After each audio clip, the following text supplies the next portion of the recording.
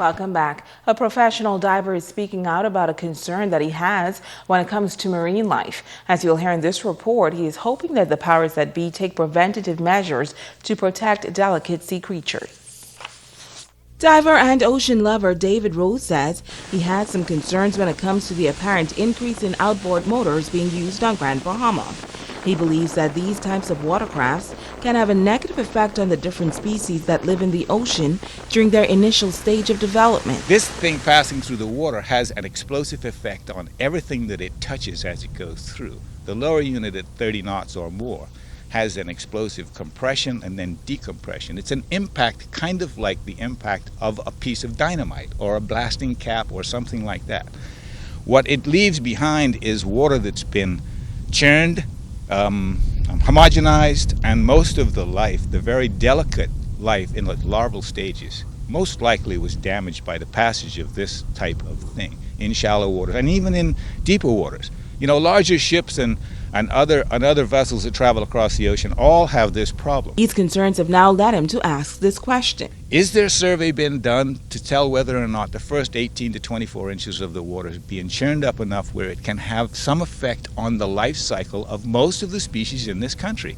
And is there a chance that we might take and inspect it even closer and find out whether or not in our national parks, at least we advise the people that go there to slow down when they go in the parks, because we are now getting ready to have more national parks in this country than most countries have water parks anywhere in the world.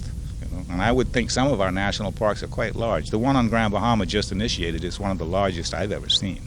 And while some may not see the significance of protecting the ecosystem, Rose says we must do so for future generations. He is advising the government to take a closer look at this issue. GoPros, some of the best cameras in the world, are really cheap and they pick up sound. You can get this technology. You go into a place like the national park, you set up GoPros underwater, you get a computer grid set up with GPS, and you figure out what are the fish doing as these engines go by, the actual fish. And then you take samples of the water you know that's been hit by this, and then you take control samples of water further offshore that haven't been hit, and you compare to see in microscopics. You take them into a biolab and you check. Now, I know we can do this. I know we can do it. It might not be cheap, but it's well worth it. The future of this country and the whole world, in fact, could be affected by these new types of technology. In other news, 2017 high school graduates will make history as the Ministry of Education focuses on bringing senior students in line with international standards. Sabrina Brown explains. The National High School Diploma was implemented in 2014, and come June, the first group of students to complete the 3-year program will graduate. But in order to successfully complete the program, students must meet certain requirements. They must pass a minimum of 4 BJCs with a D grade or above.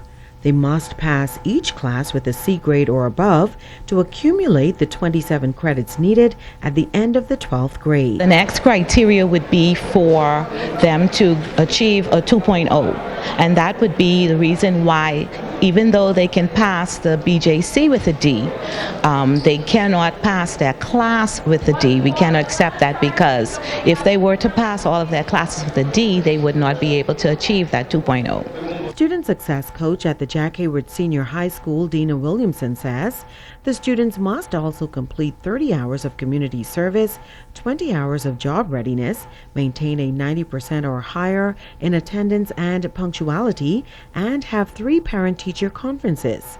Williamson says it was somewhat challenging getting the students to adjust to this system. We are last-minute people, generally speaking, and so some of them have now come into reality and so they've now buckled down and they're trying their best to meet the standard so that they can get this diploma come June during graduation.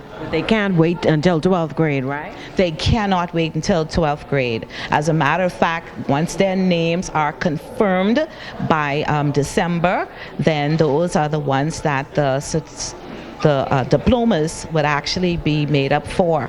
But what exactly happens to the students who don't meet the criteria? They are now suggesting that if they pass the BJC and they have the GPA, which is 2.0 or above, then they would be able to get a certificate of achievement.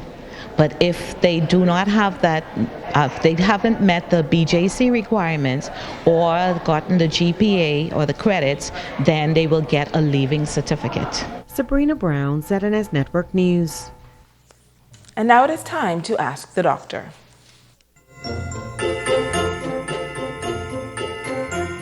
Hi, and happy holidays, everyone.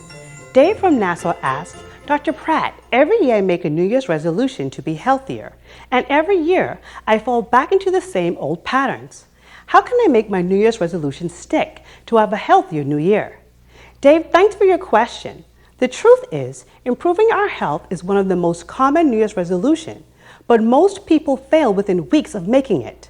The old saying, if we fail to plan, then we plan to fail is always true. But it is especially true about New Year's resolutions in regards to our health and wellness. So Dave, you need to spend time preparing and planning. It's important to make yourself and your health a priority and get the commitment in place. Have a specific goal. You may say, I would like to lose some weight or want to exercise more. But it would be better if you said, I want to walk 30 minutes, 6 days a week, or I want to lose 50 pounds by next summer. The trick is, when it comes to setting New Year's resolutions, whether it is health goals or personal, always set goals that are realistic. You will have more success in sticking to them and achieving them. Have a happy and safe and prosperous New Year. I'm Dr. Monique Pratt, and this has been Ask the Doctor.